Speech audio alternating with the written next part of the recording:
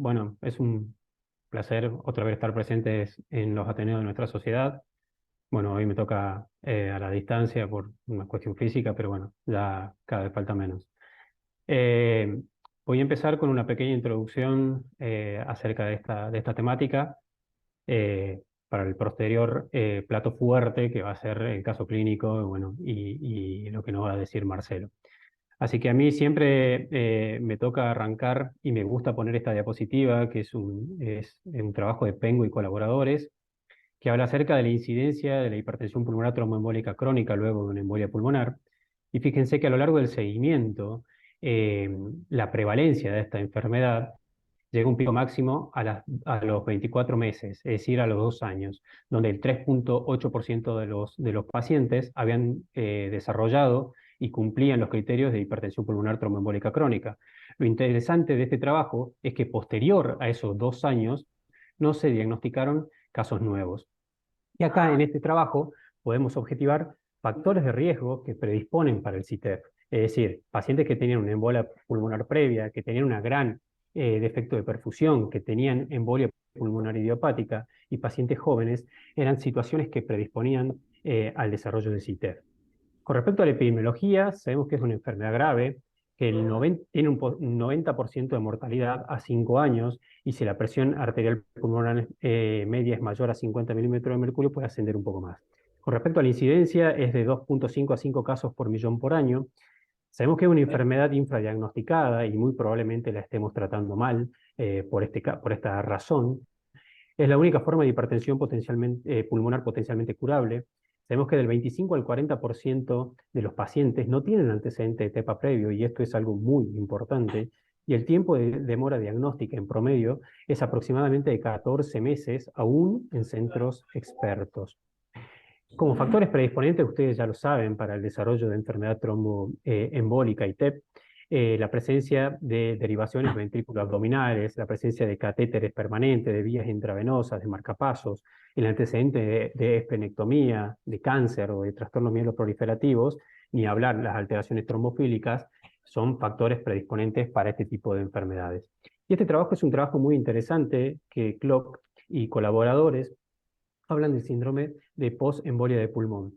Y lo que nos quiere decir es que después de un evento de embolia pulmonar, del total del universo de pacientes que la han sufrido, aproximadamente el 50% de los pacientes reportan síntomas o reducción en su clase funcional. Un poco menos, aproximadamente el 40%, tienen persistencia de carga trombótica, pero solamente del 0,5 al 4% de la totalidad de los pacientes cumple con criterios de CITEP. Entonces, ¿cuál es la moraleja de todo esto? Que después de una embolia de pulmón resuelta, la aparición de sintomatología o empeoramiento de la clase funcional es una red flag para la sospecha de CITEP. ¿A quién debemos hacer un seguimiento bastante cercano? A aquellas personas que tengan factores de riesgo, como ya vimos, que tengan una gran carga trombótica, obviamente la presencia de síntomas, y sobre todo si se desencadenaron 2 semanas previas al diagnóstico de embolia pulmonar, a los que tengan un gran compromiso hemodinámico, como una presión sistólica pulmonar de más de 60 milímetros de mercurio, que tengan disfunción del ventrículo derecho, o que tengan signos de hipertensión pulmonar en el eco o en la tomografía. Aquellos pacientes que tengan biomarcadores elevados, o los que podamos objetivar en el electrocardiograma signos de hipertrofia del ventrículo derecho. ¿Cómo la vamos a definir? Definimos que es hipertensión arterial pulmonar porque cumple con los criterios, es decir, una media más de 20, una wedge menos de 15 y resistencias mayores a 2 unidades GU. Decimos que es tromboembólica porque tiene trombos en el territorio arterial pulmonar, y decimos que es crónica por la persistencia de trombos más allá de 3 meses de anticoagulación efectiva. Obviamente, dentro de la clasificación pertenece al grupo 4 de la clasificación de hipertensión pulmonar, que es el paradigma de este grupo. Con respecto al modelo fisiopatológico, tenemos que tener en cuenta que tenemos dos modelos. El modelo de obstrucción mecánica, por la presencia de trombos que están organizados y se van adhiriendo a la pared vascular y que van a reemplazar a la íntima, y por otro lado, una vasculopatía, que la podemos observar en áreas que no están obstruidas, que van a responder a la microvasculatura, y que tanto la anatomía patológica como la fisiopatología va a ser indistinguible a la hipertensión arterial pulmonar de grupo 1. Entonces, sabemos que luego de una embolia pulmonar se van a desencadenar una serie de fenómenos proinflamatorios, protrombóticos, que van a generar un remodelado en la arteria pulmonar, que la mayoría va a resolver cuando haya una reperfusión. Son una pequeña cantidad, como ya vimos, van a continuar con defectos persistentes, pero como ya vimos, del 0,5 al 4% van a desarrollar la hipertensión pulmonar tromboembólica crónica. Entonces, fíjense lo que nos dice el sexto simposio de hipertensión pulmonar. ¿Cómo diferenciamos la enfermedad tromboembólica de la hipertensión pulmonar tromboembólica? Solamente con el cateterismo cardíaco derecho, donde vamos a objetivar que ese paciente tiene hipertensión arterial pulmonar. Entonces, ¿cuáles son los pasos que debemos seguir para el diagnóstico y llegar a buen puerto? Obviamente, primero tenemos que sospecharlo. Posteriormente, tenemos que iniciar una serie de procedimientos para poder lograr una buena detección y, por último, una confirmación. Este es el algoritmo propuesto por la última guía que fue lanzada el año pasado en el Congreso Europeo de Cardiología, en donde, como cualquier otra patología, tenemos que tener en cuenta el historial médico, el examen físico, el electrocardiograma, la presencia de biomarcadores elevados, la desaturación de oxígeno, y luego descartar las causas más importantes de hipertensión pulmonar, es decir, hipertensión pulmonar de grupo 2, secundaria cardiopatía izquierda, o hipertensión pulmonar del grupo 3, es decir, secundaria enfermedad pulmonar. Una vez que realizamos esto, deberíamos proseguir con el algoritmo de CITEF, ¿sí? Es decir, tenemos que realizar, obviamente, un equipo que tenga experiencia en hipertensión pulmonar debe encargarse de realizar una imagen de perfusión. Lo que está más al alcance de todos es el centellograma de ventilación-perfusión o una nueva modalidad para poder objetivar esos defectos de perfusión y ver ese mismatch. Obviamente, asociado a las imágenes que nos da la ecocardiografía y que nos va a hablar de la probabilidad que tenga ese paciente de tener hipertensión pulmonar. Sabemos que, y no me canso de repetirlo, es muy importante que hagamos las dos modalidades, tanto la ventilación como la perfusión. ¿Por qué? Porque es muy importante tratar de objetivar que ese defecto de perfusión de uno o más segmentos sea discordante con los hallazgos de la ventilación. Es allí donde el paciente empieza a tener mayor probabilidad de tener CITEF. Y sabemos que el centellograma ventilación-perfusión tiene un alto valor predictivo negativo. Obviamente a esto lo tenemos que asociar a las imágenes del ecocardiograma Doppler, en donde a medida que va aumentando la velocidad de reflujo tricuspídeo, va a aumentar la probabilidad de que ese paciente tenga hipertensión pulmonar y obviamente lo tenemos que asociar con los signos ecocardiográficos a nivel ventricular, a nivel de la arteria pulmonar, a nivel de la vena cava inferior y de la aurícula derecha. Entonces, una vez que llegamos a la sospecha fuerte de que ese paciente tiene hipertensión pulmonar, tenemos que confirmarlo. ¿Cómo? Con un cateterismo cardíaco derecho y con la angiografía pulmonar.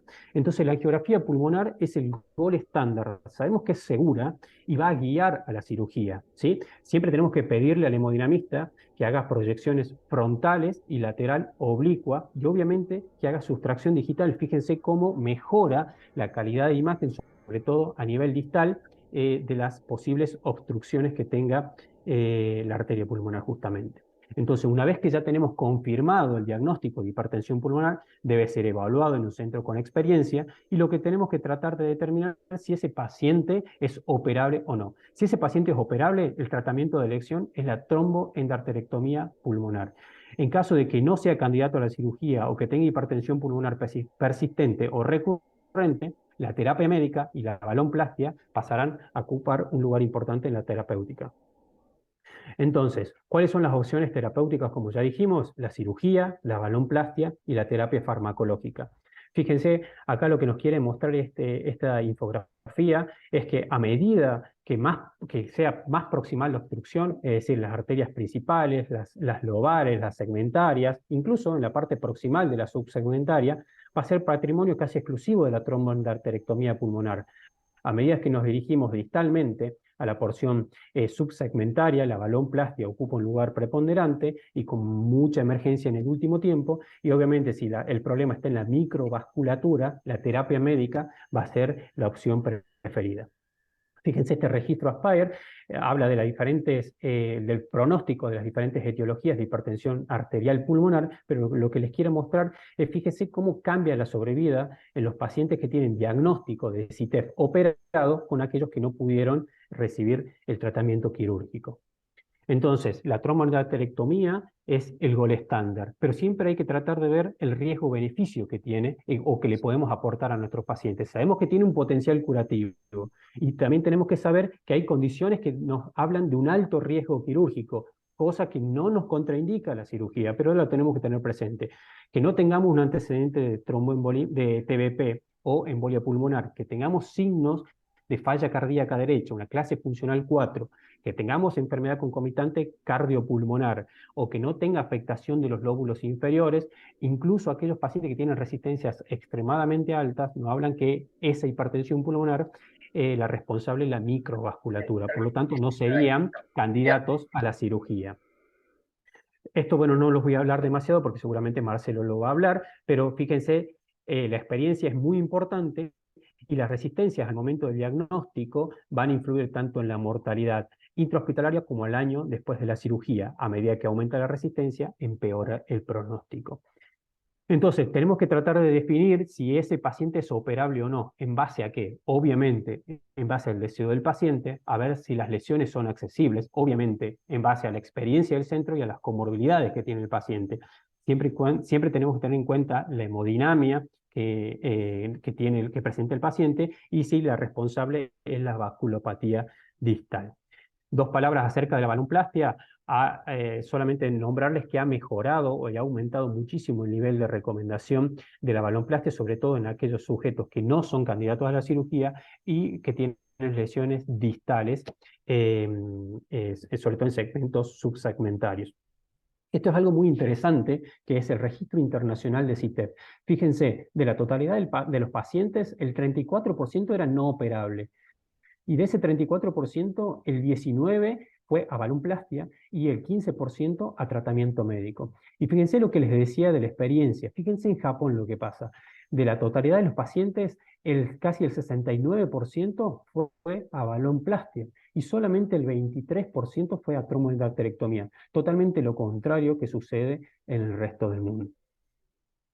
Entonces, con respecto al tratamiento médico, se recomienda la anticoagulación de por vida. El tratamiento médico farmacológico lo deben recibir los pacientes sintomáticos que no son candidatos a la cirugía o que tienen hipertensión pulmonar persistente y recurrente, y obviamente con drogas probadas para hipertensión pulmonar tromboembólica crónica. Entonces, para ir concluyendo, decimos que el CITEF es una enfermedad grave y potencialmente curable, ¿sí? Tenemos que tener presente que hay entidades que la van a predisponer y que hasta el 40% de los pacientes no tienen el antecedente de TEPA, ¿sí? El centellograma ventilación-perfusión es esencial para descartar el CITEP. Obviamente tenemos que tener en cuenta que existen dos componentes, el componente obstructivo y la microangiopatía distal, que deben ser referidos a un centro con experiencia en el diagnóstico y en el tratamiento de esta enfermedad. La tromboendarterectomía es el tratamiento de elección. En los sujetos que no son operables, se debe considerar la balonplastia y el tratamiento farmacológico específico, y obviamente el diagnóstico y el pronóstico de nuestros pacientes van a comenzar con la sospecha. Para terminar, los invito a todos a nuestro Congreso Nacional del 1 al 3 de junio en la ciudad de Mendoza. Muchas gracias. Gracias, Luis. Veo que está el doctor Naim, perdón. Hola, hola, ¿cómo están? ¿Cómo les va? Excelente la charla, muy linda. Te felicito. Gracias, Marta. Como coanfitrión. Primero da Valentina y luego el doctor.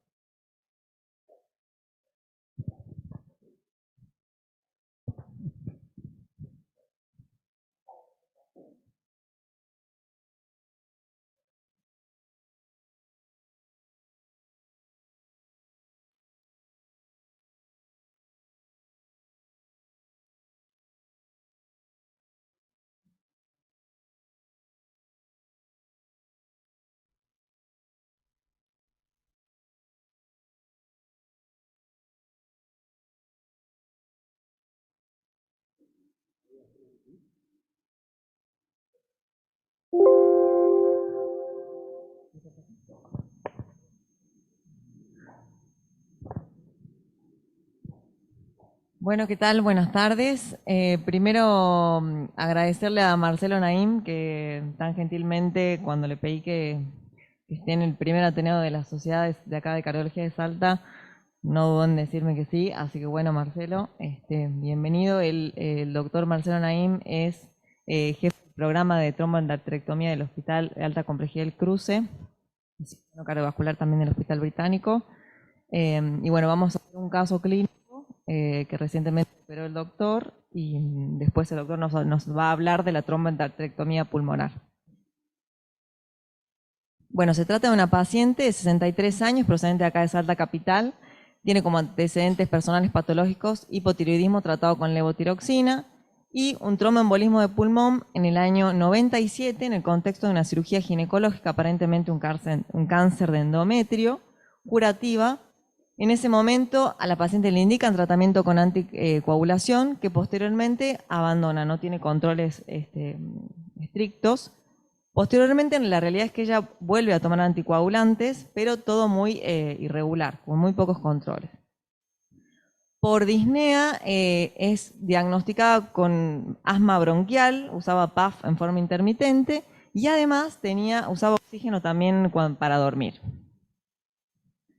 En enero del 2022 es derivada a la unidad de hipertensión pulmonar de nuestro hospital, el Hospital San Bernardo, por disnea y aparentemente tenía un ecocardiograma con dilatación de cavidades derechas. La veo por consultorio, la paciente en ese momento me cuenta que presentaba disnea clase funcional 2-3, que de muchos años de evolución, más de 5 años de evolución, que en los últimos 6 meses evoluciona a clase funcional 3-4 con ortopnea y edemas de miembros inferiores. Al examen físico estaba normotensa, tenía una frecuencia cardíaca de 85 latidos por minuto, saturaba 90% aire ambiente, tenía una leve hipoventilación de base derecha, algunos roncos aislados, un R2 hiperfonético, un soplo sistólico 2/6 en foco tricuspidio, ingurgitación yugular y edema Godet, una cruz bimaleolar. En ese momento, y con los antecedentes y el ecodoppler que nos evidenciaba dilatación de cavidades derechas, hacemos el diagnóstico de insuficiencia cardíaca congestiva, iniciamos tratamiento con diuréticos y estos son los estudios que le fuimos haciendo.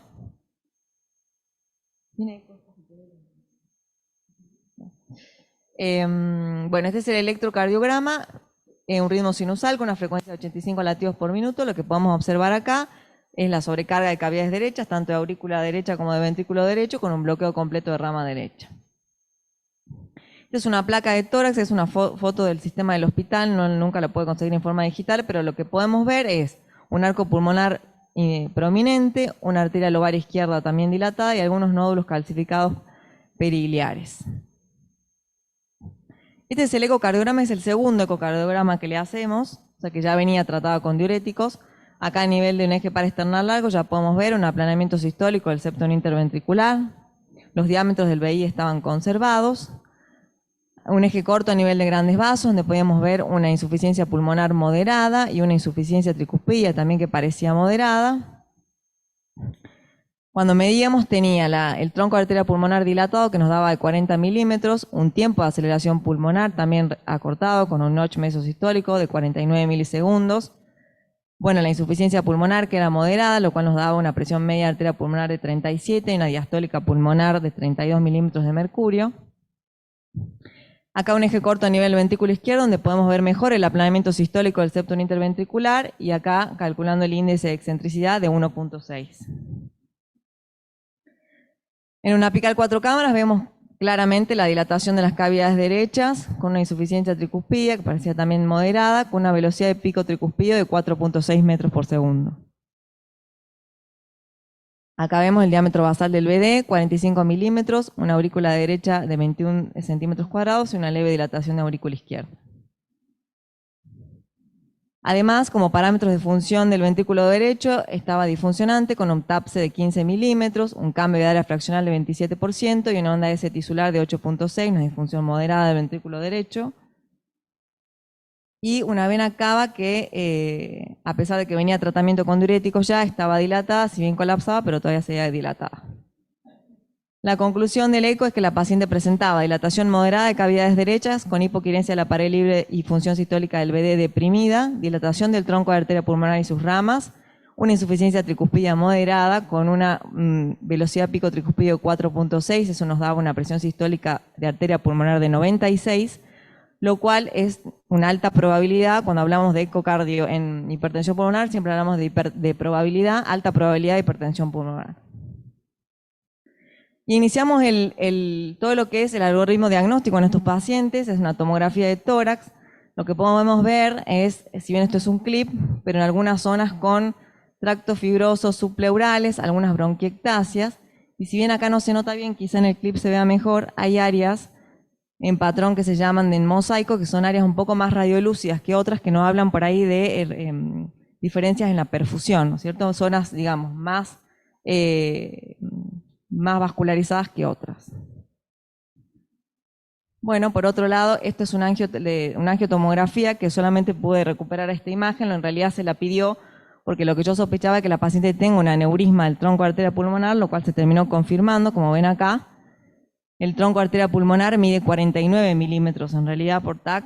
Esto tiene valor pronóstico en estos pacientes. Muchas veces puede comprimir el tronco de la coronaria izquierda y dar un síndrome coronario agudo y dar muerte súbita en estos pacientes. Entonces tiene valor pronóstico. Seguimos con el algoritmo diagnóstico, pedimos por supuesto un centellograma de ventilación-perfusión, como podemos ver acá, múltiples defectos de perfusión en el segmento lateral del lóbulo medio, apical del lóbulo superior del pulmón derecho, apical inferior de la língula y anterior y lateral basal del lóbulo inferior del pulmón izquierdo, obviamente un alta sugestivo de TEP. No se observaba TBP en ecodoppler de miembros inferiores, o sea que no había nada agudo.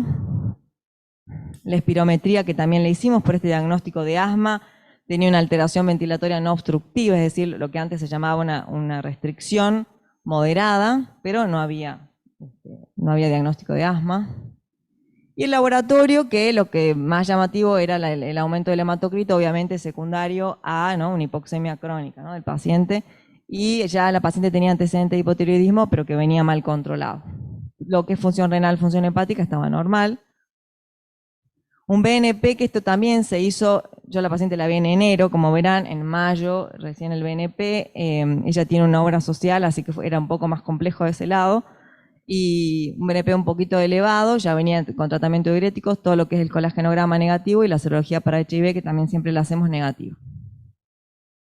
Finalmente llegamos al cateterismo derecho después de haber hecho todos los estudios. La realidad es que acá alguna salvedad, hicimos varios cateterismos derechos, era una paciente muy compleja, con arterias pulmonares muy dilatadas y que el primer cateterismo la realidad es que no nos convencía, así que la paciente en realidad se realizó 3 cateterismos, este fue el último y este es el de Buenos Aires, con una presión de aurícula derecha de 6, una presión de arteria pulmonar sistólica de 55, diastólica de 20 y una media de 36, una presión Welch de 14 y una resistencia vascular pulmonar de 5.2 unidades Woods. Un gasto cardíaco de 4.2, un índice cardíaco de 2.4 y además estudiamos las arterias coronarias porque es una paciente que tenía 62 años sin lesiones. Una saturación venosa mixta de 66%. En ese contexto también de cateterismo derecho hacemos una angiografía pulmonar. Y como podrán ver, bueno, la dilatación marcada del tronco de arteria pulmonar y de sus ramas, y claramente lesiones totalmente obstructivas hacia los lóbulos inferiores sobre todo. Esto es una angiografía por sustracción, que es lo que mostró el doctor Muñoz que hay que hacer, que aparte se ve todo lo que es la microvasculatura, la falta, digamos, de vascularización en la periferia, se ve a través de esta técnica. Y acá les muestro en otra foto, como ven que los lóbulos inferiores prácticamente no hay circulación, digamos, por ahí. La angiografía pulmonar, bueno, nos termina de dar el diagnóstico, hacemos el diagnóstico de hipertensión pulmonar tromboembólica crónica. Y siempre nosotros lo que hacemos son estudios funcionales para ver la capacidad funcional, más que nada en estos pacientes para comparar. La distancia recorrida fue de 270 metros, es decir, la paciente estaba muy mal. Al minuto 3 tuvo que detenerse por fatiga y una caída de la saturación de 12 puntos, iniciaba ya en 90, bajando a 78 al minuto 3, un BORD de 0 con un BORD al minuto 3 de 5, o sea que la paciente estaba muy mal. El tratamiento con el que quedó en ese momento fue furosemida 40 miligramos día, espironolactona 25 miligramos día, acenocumarol por supuesto, sildenafil habíamos agregado 50 miligramos cada 8 horas, ajustamos la levotiroxina y oxígeno o domiciliario que le dijimos que lo use más tiempo, por lo menos 15 horas por día. Así es que se planteó una conducta quirúrgica porque veíamos que digamos, la obstrucción era bastante proximal. Nos comunicamos con el equipo del doctor Naim. El Hospital El Cruce trabaja por telemedicina, con lo cual tuvimos que presentar a la paciente. Se presenta a la paciente por telemedicina y ellos, cuando la aceptan, hacemos la derivación. El Río Siguad lo pedimos al principio, pero bueno, obviamente la obra social nunca lo autorizó. Y la cirugía se realiza el 21 de marzo de este año. Esta es una foto real de la cirugía de ella, porque justo esta paciente se publicó la cirugía en el diario La Nación. Y esta es la foto de la cirugía de Josefina. Acá está el doctor Naim con todo su equipo en el Hospital del Cruce. Esto es gentileza del doctor que me mandó las fotos. Y este es el espécimen que se sacó, la muestra. Acá, como podemos ver, son todos trombos organizados con mucha formación fibrolipídica. Esto habla de la cronicidad que tiene esto, de la cantidad de años que tiene esto. Y aparte, además, como podrán ver, hay un trombo agudo, hay un trombo fresco. Entonces, estamos hablando que es una enfermedad crónica, ¿no? La enfermedad tromboembólica en toda su expresión, ¿no? Que nunca se termina. A pesar de que la paciente venía anticoagulada, y esto nos habla de que estos pacientes tienen que tener anticoagulación de por vida con antivitamina K. Para mostrarles, esto también es gentileza del doctor Naim, que me mandaba las fotos. Estas son las presiones previo a la cirugía. Acá podemos ver una media pulmonar de 43. Y esta es una foto del postoperatorio inmediato, cómo cae 10 puntos la presión media pulmonar en 33 en el postoperatorio inmediato. Y al tercer día del postoperatorio vemos que las presiones pulmonares, la media pulmonar está prácticamente normal en 23. La paciente tuvo una muy buena evolución clínica, al día 7 se fue de alta. Esta es Josefina, que nos permitió obviamente sus fotos, porque salió en La Nación, salió en todos lados. Y esta es la foto de hoy, porque hace poquito que volvió de Buenos Aires, y la verdad es que estaba muy bien. Así que bueno, eso.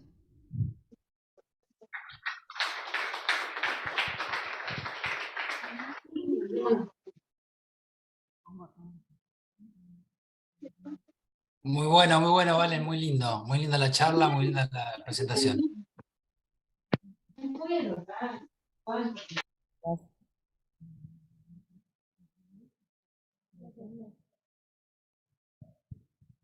Marcelo, si querés puedes compartir tu Dale, presentación. me van a tener que tener un poquito de paciencia porque no sé si voy a enganchar de una. Vamos a ver cuál sea acá. Sí, de una, ya está. Listo. Mirá, a ver. ¿Se ve bien ahí? Sí, se ve bien. Falta ampliar, ¿no? Ahí está. Ahí está, perfecto. Bien. Bueno, les agradezco. Les agradezco la invitación. Excelente las dos charlas que pude escuchar, que las escuché desde el principio. Les quería agradecer esta invitación para contarles un poquito acerca de la tromboendarterectomía pulmonar. Yo trabajo en el Hospital El Cruce. Desde hace un año soy el jefe de cirugía cardiovascular del hospital. Y desde que inició el programa, primero como codirector y actualmente como director, estoy a cargo de la división quirúrgica del programa de tromboendarterectomía pulmonar, porque también está el doctor Aimone como director clínico. Yo voy a hablar de la hipertensión, del tratamiento quirúrgico de la hipertensión pulmonar, y lo voy a hacer en base a mi experiencia. Esta es mi experiencia. Tenemos 32 casos, acá están los 32 casos o los 32 especímenes de los casos. En la totalidad de estos casos se mantuvo el mismo equipo quirúrgico. Yo fui el cirujano principal en las 32, fue el mismo anestesiólogo, el mismo perfusionista. Ayudante debe haber variado uno o dos nada más, pero bueno, prácticamente es el mismo grupo, el mismo equipo quirúrgico, pues se opera exactamente el mismo día, se hace los días martes. Acá un poquito más grande la serie. Quiero que vean, ustedes van a ver cuando vayamos avanzando en los especímenes, cómo fuimos haciendo nuestra curva de aprendizaje en la extracción de estos especímenes. Fíjense que acá se ve que no tienen tantas ramitas, Ven que no tienen tantas ramitas. Y fíjense, cuando vamos avanzando, miren lo que es esto. Esto es nivel subsegmentario, ¿sí? La curación de la hipertensión pulmonar tromboembólica crónica está dado por esto. ¿Ven? Por esto. Esto es curativo de la hipertensión pulmonar. La curación, la cirugía es curativa obviamente, pero la curación está dada por la capacidad de saber extraer el nivel subsegmentario, que es el nivel 3. Fíjense cómo, miren esto está buenísimo porque este paciente acá no tenía las ramas lobares las tenía libre, esta es una chica joven, y fíjense cómo tuvimos que ir a iniciar el plano de disección en nivel 2, en nivel segmentario, ¿sí? Y bueno, y así fuimos de a poco mejorando. Como bien dijo Luis, el tratamiento de esta enfermedad se realiza en un marco de un programa. El programa tiene que ser multimodal, tiene que abarcar los tres tratamientos que tenemos hoy en día para esta enfermedad. Hasta hace muy poco teníamos uno solo, que era la cirugía, que era el más antiguo y el que más recomendable, porque la primera fue en 1970, pero hoy tenemos 3 tratamientos y hay que formar lo que se llama el CITEF Team del hospital que uno trabaje, donde hay todas estas especialidades expertas en el manejo de esta enfermedad. Vamos a hablar después de cada una de ellas, pero con respecto al tratamiento, nunca estuvimos mejor, porque como recién les decía, hasta hace muy pocos años solo podíamos ofrecer la cirugía, que es el tratamiento más viejo, pero a partir de 2013, con el CHES-1 y el CHES-2, obtenemos por primera vez un fármaco exclusivamente dedicado específico para la hipertensión pulmonar tromboembólica crónica. Ustedes saben que es un estimulante de la guanilato ciclasa que aumenta el GMP cíclico y por lo tanto el óxido nítrico. Y también a partir del 2001 contamos con la posibilidad de la balonplastia. Yendo directamente a hablar de lo que nos compete de la cirugía, la tromboendarterectomía pulmonar, según el trabajo de Jamieson, es un procedimiento quirúrgico técnicamente muy exigente que se realiza en un escaso número de centros de todo el mundo. Como dice Michael Madani, el director quirúrgico del Centro de San Diego, la enfermedad es un problema mecánico y requiere una solución mecánica. ¿Por qué es tan difícil esta cirugía? Hay cuestiones anatómicas y cuestiones fisiológicas. Cuando uno analiza la ubicación de la rama derecha de la arteria pulmonar, uno puede decir que, si bien no es retrocardíaca literal, sí está por detrás de la aorta y por detrás de la vena cava, está por detrás de los grandes vasos. La arteria pulmonar tiene paredes muy delgadas, a diferencia, ustedes saben que a nivel presión se comporta casi como una vena, por lo tanto tiene las paredes delgadas, y el pulmón es un órgano de circulación dual, como lo vamos a ver. Como cuestión fisiológica, es el alto flujo sanguíneo que manejan las arterias pulmonares. Ya Miguel Servet, cuando digamos, descubrió la circulación menor, a él le llamó la atención el tamaño de las arterias pulmonares, y así lo escribe en su trabajo original. Hasta ese momento no se sabía que el pulmón hacía hematosis, pero él dice que le parecían demasiado grandes como para que solo sea un efecto nutricio. Esto es fundamental. El pulmón, a diferencia del riñón, a diferencia del corazón, que tienen un sistema único, el pulmón tiene un sistema doble. Normalmente la arteria pulmonar le da el 95% del flujo nutricio y las arterias bronquiales el 5%. Pero ¿qué pasa? En esta enfermedad, con las obstrucciones a nivel vascular, se pone en juego ese sistema del 5% y llega a hipertrofiarse hasta el 40%. Valor normal de las arterias bronquiales, 2 milímetros. Es un signo patognomónico de esta enfermedad, el hiperdesarrollo de las arterias bronquiales. Como yo digo, las arterias bronquiales son ángel y demonio. Son ángel en la enfermedad y son demonio en el tratamiento. ¿Por qué? Ángel en la enfermedad, porque sin las arterias bronquiales no tendríamos esta enfermedad. Esta enfermedad no existiría. El CITEF no existiría. ¿Por qué? Porque lo que existiría sería el infarto de pulmón y habría un montón de pacientes muertos o un montón de pacientes candidatos a trasplante pulmonar por infarto pulmonar. O sea que si a alguien le tenemos que deber esta enfermedad es a las arterias bronquiales. Pero es demonio para el tratamiento. ¿Por qué? porque algo que fue útil para mantener vivo al paciente y para mantener vivo al pulmón, se transforma en un escollo fundamental para el tratamiento porque tenemos doble circulación. Y gracias a este demonio que yo digo de las arterias bronquiales es que necesitamos hacer un doble paro circulatorio para poder curar a los enfermos. Es muy difícil de sustituir una arteria con doble flujo. Entonces, tenemos dos flujos. El pulmonar nosotros lo evitamos, lo bypaseamos con la circulación extracorpórea. Recuerden que van dos cánulas en la aurícula derecha, una cava superior, cava inferior. No hay sangre en el ventrículo, o sea, ya estamos en bomba, ¿no? Está rodando la bomba, la sangre se va por las cánulas. Ventrículo derecho no hay sangre, arteria pulmonar no hay sangre. O sea que flujo de arteria pulmonar lo saco con la SEC. Ahora, el flujo bronquial, cuando yo abro la arteria pulmonar, me viene el flujo retrógrado bronquial. Entonces, no hay otra posibilidad que sacarlo con el paro circulatorio. Fíjense, acá estamos en paro circulatorio, 5 litros de sangre en el reservorio, y fíjense esta prótesis de rodilla que se pone en la cabeza, donde circula agua helada, nosotros lo hacemos con un casco de hielo, para evitar el recalentamiento externo. ¿Cuál es el objetivo de la cirugía? Es remover el material obstructivo de las arterias pulmonares para producir una reducción drástica de las resistencias vasculares pulmonares. El paciente tiene que salir curado de quirófano. El remodelado reverso de las cavidades derechas comienza en la salida de circulación extracorpórea.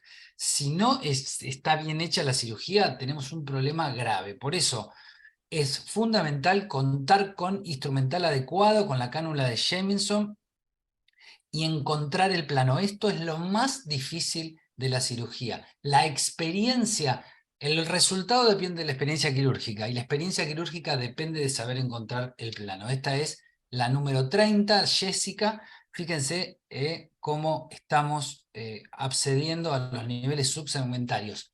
Hablando con un cirujano chileno, con el único cirujano chileno que opera en ese país, me decía que le pasaba exactamente lo que me pasaba a mí. A medida que voy digamos, operando más, voy teniendo paros circulatorios más largos.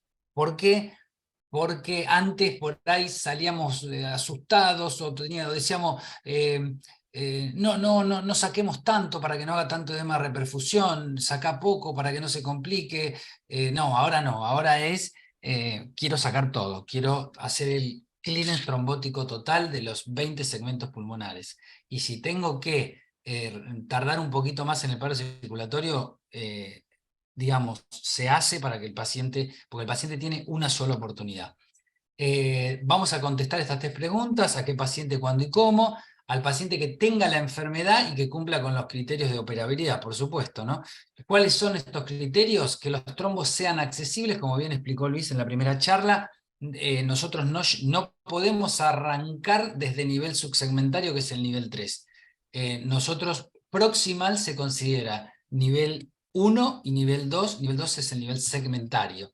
Y tiene que tener, por supuesto, las resistencias vasculares pulmonares por encima de 300, y no tiene que haber comorbilidades significativas. Tiene que haber RBP mayores de 300 porque existe otra entidad que también la nombraron, que es el CITED. CITED, que fue descrito por una argentina, Dolores Taboada, que está en Cambridge, y ya les paso, digamos, el anuncio. El día 5 de mayo, Día de la Hipertensión Pulmonar, estamos organizando unas jornadas internacionales que van a ser por Zoom desde el Hospital del Cruce, pero los invitados, los que hablan, lo hablan desde afuera.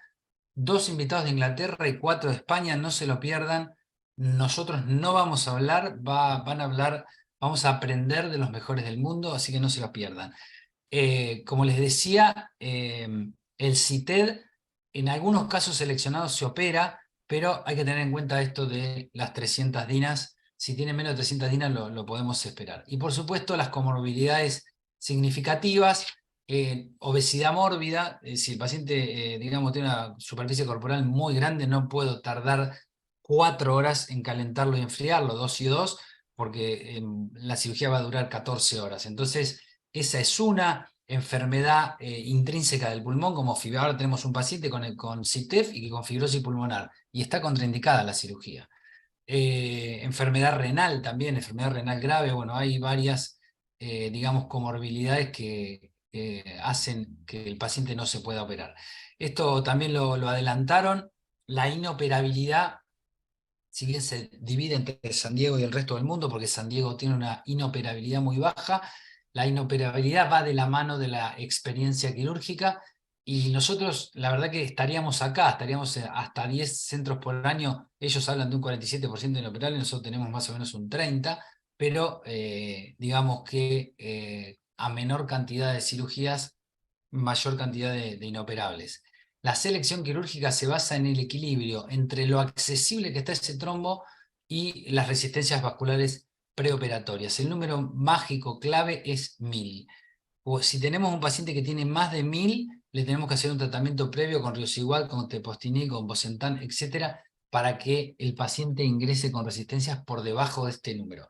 El número por encima de 1000 habla de que hay una enfermedad del pequeño vaso muy importante, y podemos tener problemas en la salida de circulación extracorpórea, porque ustedes saben que la hipertensión pulmonar se da fundamentalmente por el pequeño vaso. Entonces, al sacar los trombos, digamos, el trombo del primer compartimento, podemos tener mucho problema si esa microangiopatía está muy desarrollada. ¿Cuándo? Todo un tema.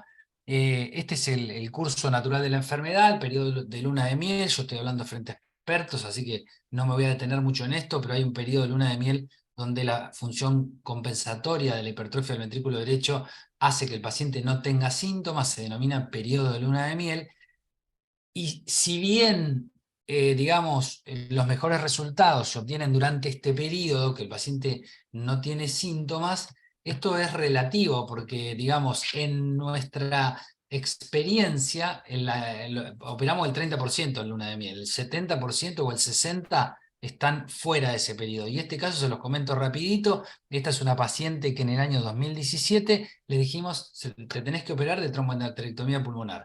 La paciente volvió a Bahía Blanca, a Pedro Luro, donde es un pueblo a 200 kilómetros de Bahía Blanca, y también dejar el mensaje cuando el médico no tiene que hablar de más. Si le indican, hace un diagnóstico, un estudio diagnóstico, que se limite a eso y que después vaya con su médico de cabecera y lo charle. Esta mujer le dice, mientras le hacían un ecocardiograma, el médico le dice: uy, te vas a operar de trombo. La mujer le cuenta y él le dice: uy, no, de esa cirugía no, dice, es gravísima. Los resultados son muy malos. La mujer tenía un hijo de 4 años, se aterró y no volvió nunca más. Nosotros 5 años después empezamos a rastrear imágenes, estábamos mirando imágenes, etcétera, y detectamos que esta mujer no había vuelto. La buscamos, la llamamos por teléfono, no la encontramos, la rastreamos por Facebook. Nos costó como una semana encontrarla por Facebook y la encontramos, y cuando la encontramos la mujer estaba en las últimas. Literal, el llamado telefónico llegó cuando la mujer estaba arriba de una ambulancia que la estaban llevando al Pena de urgencia porque se moría. Así que bueno, ahí lo que hicimos fue traerla al hospital. Imagínense que acá luna de miel no existe. La trajimos al hospital y para nuestra sorpresa, el BD estaba moderado, ¿sí? Nos llamó mucho la atención. Pensamos que iba que iba a estar fuera que no iba a calificar para la cirugía. BD moderado, tenía estas úlceras, pero fíjense, esta foto es posoperatoria. Una vez que nosotros, digamos, le liberamos las obstrucciones, las úlceras se pusieron rojas, así, roja brillante, y la mujer, digamos, empezaron a curarse las úlceras de una manera impresionante con la cirugía. La operamos, fíjense, miren lo que era, una de las mayores cargas trombóticas que hemos operado. Fíjense el nivel subsegmentario que llegamos, pero miren ustedes lo que tenía. Y nada, en 7 días estaba en condiciones de alta, se quedó unos días más por un tema social, pero en 7 días la mujer ya estaba para irse de alta. Por eso lo de la luna de miel hay que tomarlo con pinzas. ¿Cómo? Como les decía, la experiencia quirúrgica es el factor más determinante del resultado. Es una cirugía difícil de aprender y depende de saber extraer estas tails, estas colitas. Y esto es importante que el recuperador cardiovascular pueda ver las imágenes del espécimen extraído, porque ¿qué es lo que se hace en la evaluación del espécimen? Como vamos a ver y les voy a contar. Pero esta cirugía debe desarrollarse en el marco de un programa con recurso humano experto y en una institución de primer nivel, tal cual lo recomiendan toda la literatura internacional. como les decía, esto de la dificultad que plantea las arterias bronquiales, hay que hacer esto y fíjense cómo se va sumando para lograr digamos, la hipotermia profunda necesitamos 60 minutos de enfriamiento, mínimo de operación propiamente dicha, mínimo tenemos 50 minutos, porque tenemos 20 por cada rama, más 10 de recirculación, más el recalentamiento. Y acá les dejo, bueno, lo que comentaba Valentina, de esto que fue cubierto por La Nación, y los periodistas, los periodistas tienen ese poder mágico de poner en palabra cosas que nosotros hacemos y que muchas veces no sabemos cómo nombrarlas. Y él dijo, el cuerpo de la paciente será la heladera que protegerá sus órganos. Me pareció fantástica esta frase. El equipo periodístico de La Nación estuvo las 8 horas que duró la cirugía, y creo que esta frase va a quedar porque es muy gráfica de por qué se hace la hipotermia profunda. Esta es la secuencia quirúrgica, que ya se las voy a mostrar con un video, y estos son los principios. Es un procedimiento bilateral, porque Nina Brangwald, la mujer que operó el primer caso, lo hizo por toracotomía derecha, operó un solo lado, hay que operar los dos. Es intrapericárdica y hay que hacerla con hipotermia profunda. Es fundamental, instrumental largo. Este que está operando acá es el doctor David Shenkin en Cambridge, la foto la tomé yo, y fíjense las pinzas. Esta pinza que tiene en la mano izquierda David Shenkin mide 40 centímetros. Fíjense cómo, digamos, acomoda la postura, mueven mucho la camilla, eso. Ellos, yo lo aprendí de ellos, mueven mucho la camilla para, de acuerdo al lóbulo en el cual estén trabajando, ahí por la postura que tiene está trabajando con la rama lobar superior. Por supuesto, es importante la iluminación y el campo exangüe que se logra con el doble paro circulatorio, ¿sí? Fíjense, el reservorio lleno de sangre. Nosotros hacemos este doble monitoreo cerebral. Esta paciente que está acá es una paciente nuestra, de nuestra serie, 33 años, estudiante de medicina brasilera, que se agarra, digamos, CITEF por una colecistectomía. La brasilera, estudiando en Argentina, la madre la llama y le dice, te venís a operar a Brasil, porque le sacaron litiasis vesicular. Bueno, se va para allá, un desastre, la verdad que un desastre. Le sacan la vesícula, la mandan de alta al otro día, no le dan heparina profiláctica, la chica estuvo 3 semanas en ARM, casi se muere. Bueno, le dijeron allá que tenía 5 años de vida, que la cirugía, un cirujano de tórax le dijo que tenía 5 años de vida, que la cirugía era nada, que era una carnicería, que se iba a morir. Y esta chica en 7 días se fue de alta y después volvió y lo vio al cirujano de tórax, que cuando la vio casi se muere del susto. Y fíjense cómo hacemos nosotros el doble monitoreo. Lo que hacemos es con el NIRS medimos la oximetría tisular, que se puede poner en el riñón, se puede poner en el cerebro, donde sea, donde uno pone el parche, está midiendo a ver si está bien perfundido o no, y con el otro hacemos electroencefalograma continuo. Pero el cerebro, digamos, que está en paro circulatorio, nosotros lo monitoreamos de esta manera. Les voy a mostrar muy poquito, dura 3 minutos, pero yo no le voy a mostrar los 3 minutos, voy a mostrarles solamente 1 minuto, y les quiero mostrar esto, les quiero mostrar cómo ahí estamos encontrando el plano, ¿sí? Ahí cómo se encuentra el plano, y ustedes van a ver, esa es la cánula de Jamieson. Es fundamental que el ayudante generalmente sea el mismo, porque hay que hacer un juego de que uno va agarrando la ramita con el ayudante, y ven, fíjense ahí como con las pinzas, si el ayudante no tiene experiencia, miren, ven cómo se va avanzando muy lentamente, porque si nosotros tiramos demasiado, ahí estamos sacando nivel subsegmentario. Si nosotros tiramos muy fuerte, se rompe una arteria allá en la profundidad del pulmón y tenemos un problema gravísimo. Entonces, esto es muy delicado. Miren lo que vamos a sacar. Ahí estamos en paro circulatorio. Y ahora les muestro el espécimen que sacamos. No es Josefina. Este es un paciente, miren lo que es eso. Miren lo que es eso. ¿Eh? Hoy di una charla en el colegio de hemodinamia y les hacía un chiste, le digo, esto con angioplastia no se arregla. Miren lo que es. Este es un análisis del espécimen así, muy burdo, acá en la mesa de quirófano. Después en la fase de recalentamiento se hace muy bien, le sacamos las fotos, etcétera, pero mírenlo. Bueno, después lavamos, ahí está el SWAN rebatido, y después nos vamos a la rama izquierda, que no se los voy a mostrar porque es prácticamente lo mismo. El análisis del espécimen, como les decía, es fundamental para ver si el cirujano se queda conforme con lo que sacó o no, porque de acuerdo a eso, si yo estoy conforme con el cliente trombótico, yo estoy conforme con el material que saqué, no me importa que la presión pulmonar esté alta, no me importa, o sea, todos los parámetros que que yo voy a leer en los monitores los voy a tamizar bajo la lectura si hice un buen cliente trombótico o no. Si hice un buen cliente trombótico y hay hipertensión pulmonar, ese edema de reperfusión, es vasoconstrictores, eso ya se va a tratar y va a desaparecer y se va a curar. Pero el tema es la desesperación es cuando uno no sabe interpretar lo que le está pasando al paciente. Y a nosotros nos costó, no es que nacimos sabiendo, nos costó, y fíjense cómo en los primeros, miren lo que, este es el caso número 1. Y miren lo que es, esto es una cosa, un árbol de invierno parece, y este es el caso número 11, creo. Y como dice la bibliografía internacional, los resultados están directamente relacionados con la cantidad de ramas abiertas o de ramas liberadas que tenemos. También los estadounidenses llaman los tails versus pants, ¿no? La diferencia entre tails y pants. O sea, los especímenes que salen con cola o los especímenes que parecen pantalones porque directamente no tienen cola, ¿no? Acá están los pantalones, miren lo que es esto. ¿Ven? Miren lo que es esto.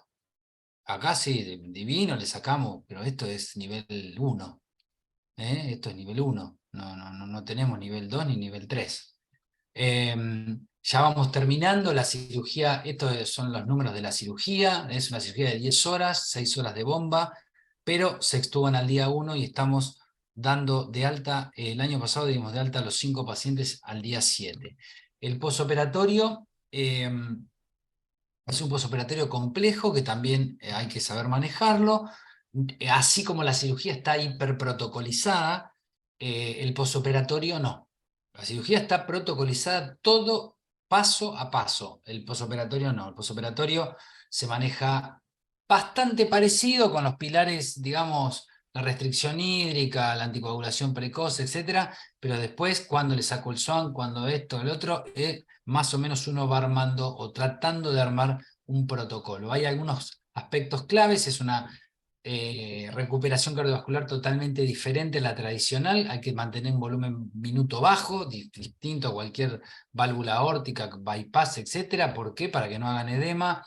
Hay que hacer restricción hídrica. Si el paciente tiene hipoxemia, nosotros no nos desesperamos, cosas que sí con los primeros casos, y ahora no.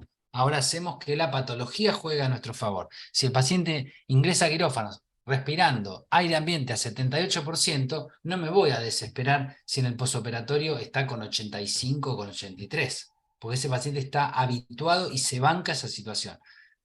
Hasta hemos llegado a poner ECMO en algunos pacientes de la primera etapa por no saber leer esto, ¿no? Debemos conocer la fisiopatología del pulmón tromboendarterectomizado. O sea que al posoperatorio, a los problemas inherentes de cualquier cirugía cardíaca, hay que agregarle los específicos de esta cirugía. Edema, reperfusión, robo vascular, sangrado endobronquial, no hemos tenido ningún paciente. Y fíjense cómo este paciente, el número 25, un diagnóstico muy rápido de una médica referente, así como Valentina está en Salta, la doctora Cintia Carano está en Bahía Blanca, y lo mandó enseguida. Y fíjense, el paciente, bueno, extubado digamos, al otro día, pero eran las 12 horas, y al tercer día posoperatorio está totalmente descomplejizado, tiene solo una vía intermitente por las dudas, porque no teníamos nada para pasarle por ahí, pero aprendimos un montón de esto. Fíjense, antes usábamos midazolam, ahora sedación ultracorta.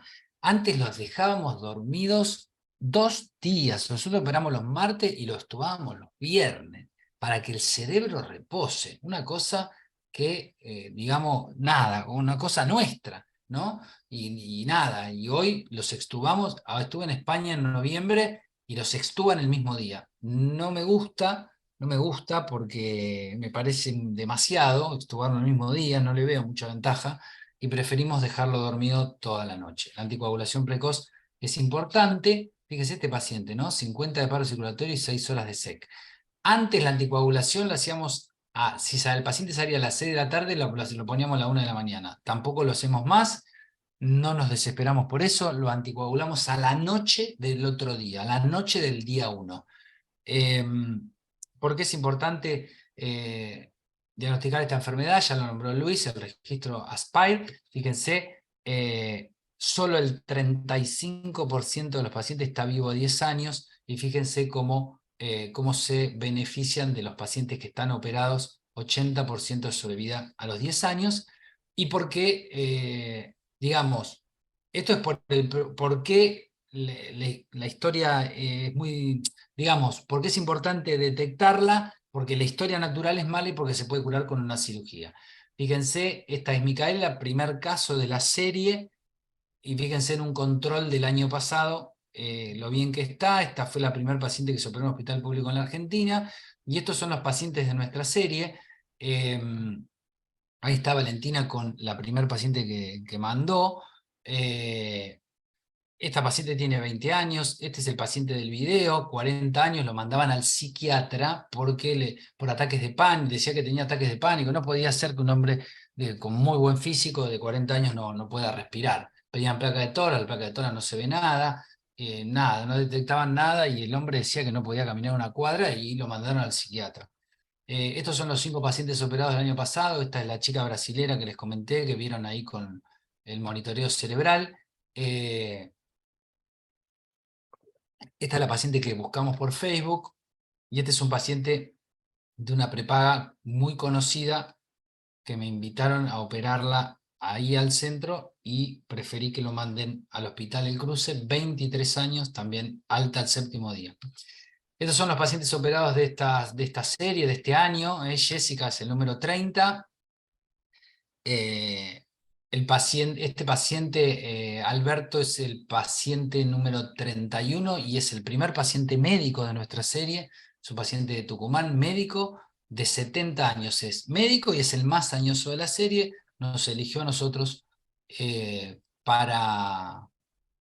como efectores de este procedimiento, y tuvimos la satisfacción de poder cumplir con nuestro colega, y se fue de alta en 2 semanas aproximadamente, le costó un poco más, pero ya está en su ciudad. Y acá está Josefina, que ya es famosa, con Valentina, que nos derivó a esta paciente que la trataron 26 años por asma, y que me parece que todos los que estamos escuchando acá tenemos que hacer este trabajo.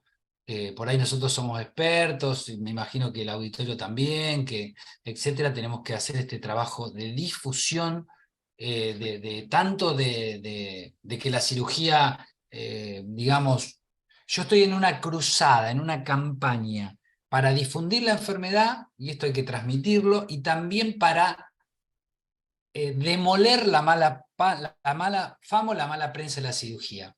¿Cuándo la cirugía tiene malos resultados? Cuando se realiza esporádicamente. Es como si yo hubiese ido a operar a este paciente de 23 años a una clínica privada. No existe. Porque nosotros tenemos que copiar el modelo mundial.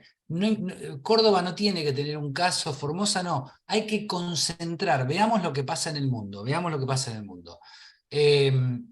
Cuando no se hace con el recurso humano capacitado, cuando no se tiene el instrumental, hay veces que he escuchado que lo han operado con pinza, sin la pinza de Jamieson o sin ECMO, por las dudas, ¿no?, que pase, o cuando la institución no está a la altura de las circunstancias. Entonces, yo creo que hay que educar contra la demonización de la cirugía, porque todo el mundo tiene el discurso de que la cirugía te morís. Médico del norte del país, no de la provincia de ustedes, paciente de 40 años, y por eso, bueno, que me contacta por la primera nota de La Nación, porque nos habían hecho una nota en La Nación por esta mujer que buscamos por Facebook, nos hicieron una nota en La Nación, y a raíz de eso conseguimos como 3 pacientes más o menos, ¿no? Y a raíz de esa nota, a nosotros, el periodista queda alucinado con la cirugía y nos dice que quiere estar en quirófano. pedimos las autorizaciones, etcétera, y vino. Y vino el equipo quirúrgico, ¿no? Pero lo que les quiero contar de este paciente que rescatamos por la primera nota de La Nación, el médico de esa provincia del norte le dice, no, la cirugía es la última opción. O sea, vamos a ver cómo andás con Riociguat, vamos a ver cómo andás con esto, pero la cirugía no. Eso es totalmente al revés. La cirugía es la primera opción de tratamiento. Para luchar y educar contra la demonización de la cirugía, tenemos que copiar el modelo mundial, muy pocos centros por país. Derivar a los pacientes a los centros con más experiencia y derivar a los pacientes más temprano, no como última opción. Como dice la doctora Pilar Escribano en sus vías del 12 de octubre de Madrid, el intervencionismo requiere volumen y práctica. Al concentrar la actividad, hacemos mejor medicina y los pacientes se benefician más. Para 2011, solo 26 centros en el mundo hacían tromboendarterectomía y se calcula que tiene que haber uno para cada 50 millones de habitantes para hacer 100 cirugías por año. O sea que con que Argentina tenga 4 estamos bien. Y así todo, no hay ningún centro en Argentina que haga 25 cirugías por año. O sea que esto habla de que la enfermedad sigue subdiagnosticada. Ya estoy terminando. Estos son los 3 grandes centros más grandes del mundo. San Diego a la cabeza, David Shenkin y Mar de Perrot en Canadá. Tuve la posibilidad de estar con de Perrot en Canadá, también con Shenkin en 2 oportunidades, y el año pasado pude estar en los 2 centros que se realizan en España. Pero fíjense ustedes, Canadá, un solo cirujano para todo el país, este hombre, Mar de Perrot, y creo que tiene uno más o un ayudante más, pero había un centro en Vancouver y no tenía buenos resultados, y así el Ministerio de Salud de Canadá cerró el centro de Vancouver. Un solo lugar le deriva 40, la misma cantidad que nosotros, 40 millones de habitantes, derivan todo acá. Jenkins, 67 millones de habitantes, Reino Unido, un solo centro para todo el país. Y acá lo mismo, hay 2 lugares, uno con 400 casos, el doctor Cortina, que ya se jubiló, y ahora quedó a la cabeza María José López Gupte, que va a estar en la jornada, y el doctor Manuel Castelá en el Clinic con 200 casos. Pero fíjense, Francia lo mismo, Hospital Marín Lanelón, un solo caso para todo el país. No hace falta andar abriendo para operar una cada 3 años, y ahí se ven los malos resultados, y se patean contra el único tratamiento curativo de la enfermedad. En Argentina lo que pasa es, el Hospital El Cruce, único centro público, logramos 32 pacientes en 7 años, y los pioneros, los que van a la cabeza con la casuística, es Fundación Favaloro, que empezaron en el año 1992 y llevan 110 casos en 30 años. Venimos muy bien con la cantidad de cirugías por año. Después hay otros centros privados que operan también, pero muy pocos casos. Esta es la paciente número 21 que quedó embarazada, se fue de alta a los 7 días y quedó embarazada al mes de irse de alta. O sea, tenía días, nada, tenía 30 días de operada y quedó embarazada. La hija nació antes que la madre cumpla 1 año de la cirugía. Se los muestro para que vean que la cirugía es curativa. Este es un paciente de Costa Rica que operamos, que también nos contactó por Facebook, remisero de 28 años, en Costa Rica no se hace esta cirugía, y nada, vía embajada, arreglaron los gobiernos, y pudimos, quería vivir, realmente este chico luchó por su vida porque me enloqueció durante 2 o 3 años por Facebook, yo pensé que nunca se iba a poder materializar, y al final pudimos operarlo y se fue curado a su país. Para lograr el éxito en estos programas, el trabajo en equipo es fundamental. Una sola persona no hace absolutamente nada. Muchas gracias.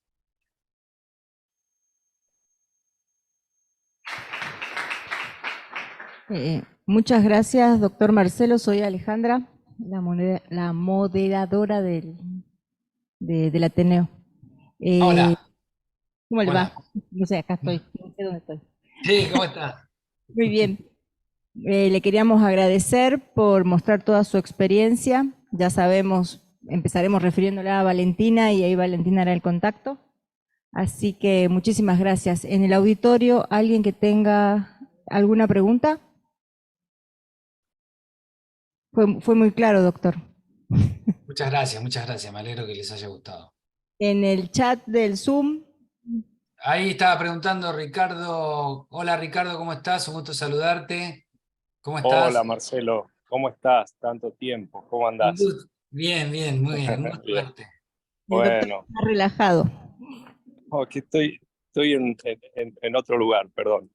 Quería en primer instancia felicitarte Marcelo por todo el trabajo, por todo lo que estás haciendo. Realmente es increíble lo que lograste y espero que sigas adelante con toda esta iniciativa que llevas.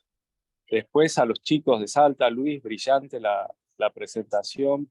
Y Gracias. conozco algo del caso porque con Valentina conversamos y me contaba todo lo que tuvieron que lidiar para llevar adelante a este paciente y conseguir lo que pudieron hacer finalmente.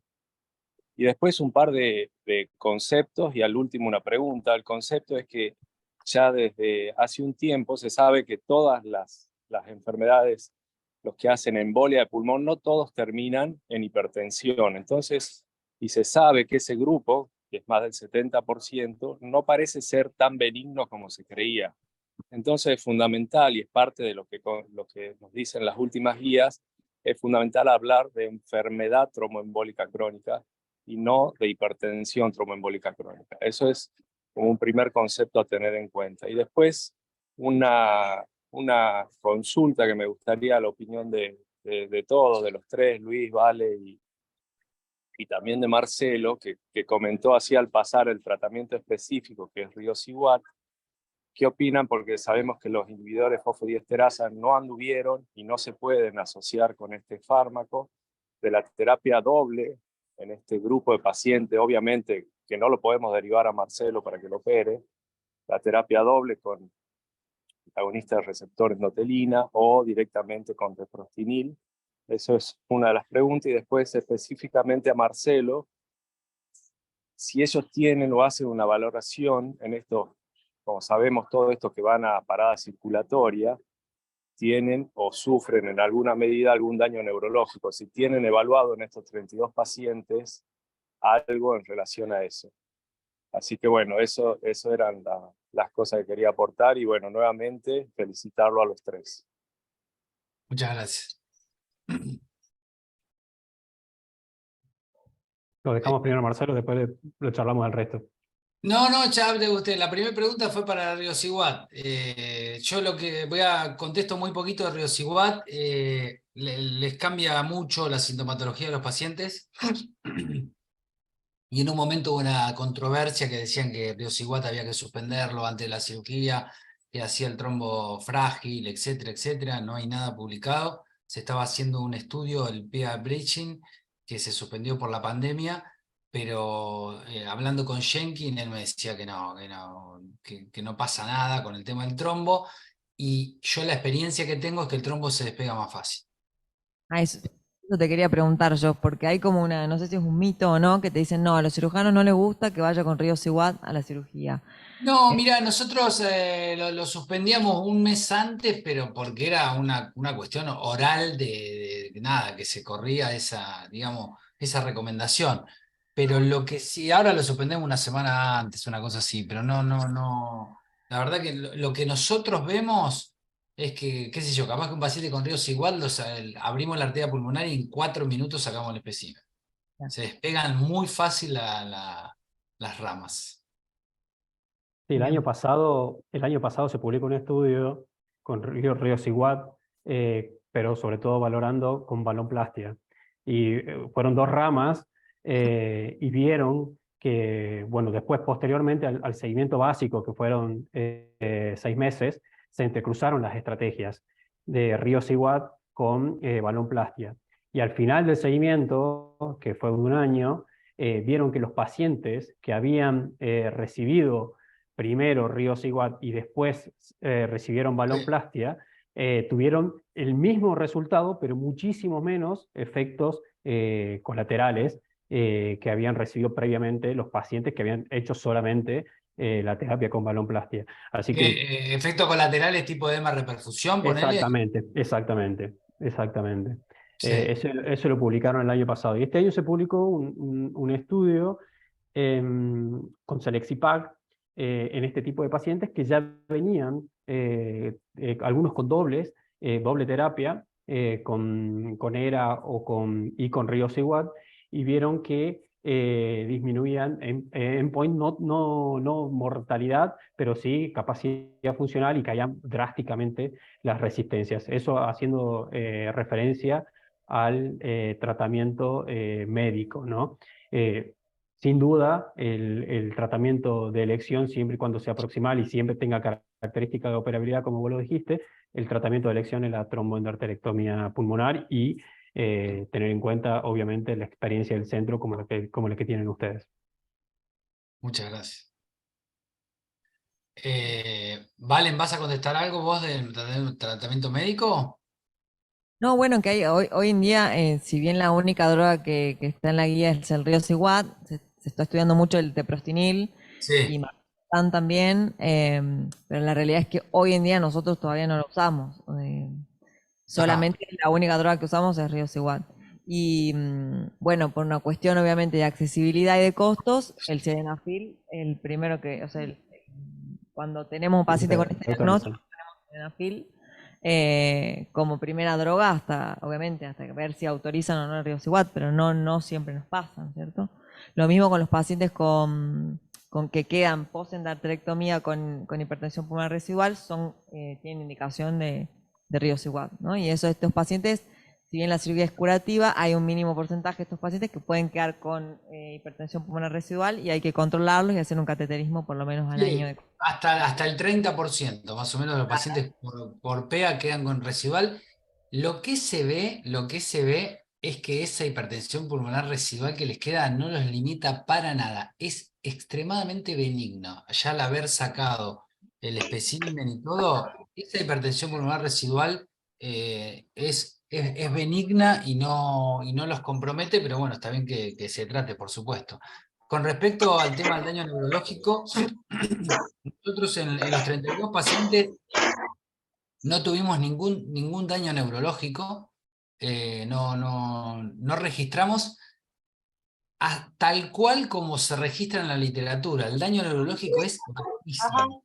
La gente, hay alguien que tiene, no sé quién tiene el micrófono abierto. La gente de Cambridge hizo un estudio, el P-Cognition, el PICOG, que PA es por las siglas de la cirugía, en la arterectomía pulmonar, y COG de Cognition. Es el primer estudio de hipotermia profunda que se hace en el mundo. O sea, se hizo por la tromboendarterectomía, pero la hipotermia profunda es una técnica que se utiliza en otras, digamos, cirugía cardíaca, como puede ser un reemplazo del arco. Nadie lo había estudiado. Bueno, este estudio arrojó muy bajo nivel de lesión, digamos, cerebral, y está relacionado, lo que tienen es con alguna cosa relacionada con la cognición, pero no hacen foco, no hacen hemiplegia, no se quedan ciegos. Si está bien realizado, el 20 minutos es poco, digamos, esta cirugía hay que hacerlo con hemodilución. Yo no me quise extender porque la charla va a durar 2 horas, pero antes de entrar en bomba nosotros le sacamos 3 litros de sangre, sí, 3 bolsas de sangre, para que le hacemos hemodilución normovolémica, para que durante el paro circulatorio mejore la reología, o sea, lo hemodiluimos, le ponemos el casco de hielo, hacemos la hipotermia profunda, o sea, haciendo las cosas bien. De hecho, si lo estamos haciendo en los últimos pacientes, si yo veo para el minuto 18, al minuto 20 debería recircular con 10 minutos de sangre helada. Si yo veo para el minuto 18 que me faltan 2 o 3 o 4 segmentos, me extiendo tranquilamente hasta el minuto 25, no pasa nada. Si está bien hecho el paro circulatorio, no pasa absolutamente nada. Así que eso es lo que tengo, Ricardo, respecto al daño neurológico. Porque el P-Cognition, el estudio este de Marcelo, estamos un poco complicados con el tiempo, perdón. Dale, cortamos. Gracias, Por Marcelo, cuestión de gracias por la tiempo estamos respuesta. medio pasados. Yo tengo una sola consulta, Marcelo, Sí. para preguntar de la serie de ustedes. cuál fue la resistencia más alta que ustedes operaron y cuál es el objetivo. Dijiste que en 1000 dinas era el punto, pero ¿con cuánto te quedas tranquilo con tratamiento médico previo para entrar a cirugía siempre y cuando tenga condiciones operables, digamos? Mirá, tuvimos una paciente con 1200 y otra con 1036. Y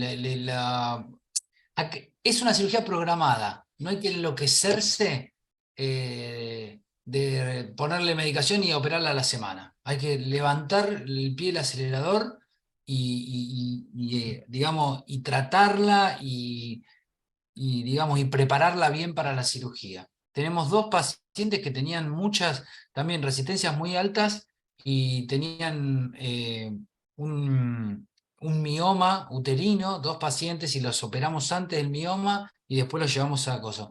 Con respecto al objetivo, con que bajen a 700, una cosa así, lo más bajo que se pueda lograr de 1000, 900 es alto.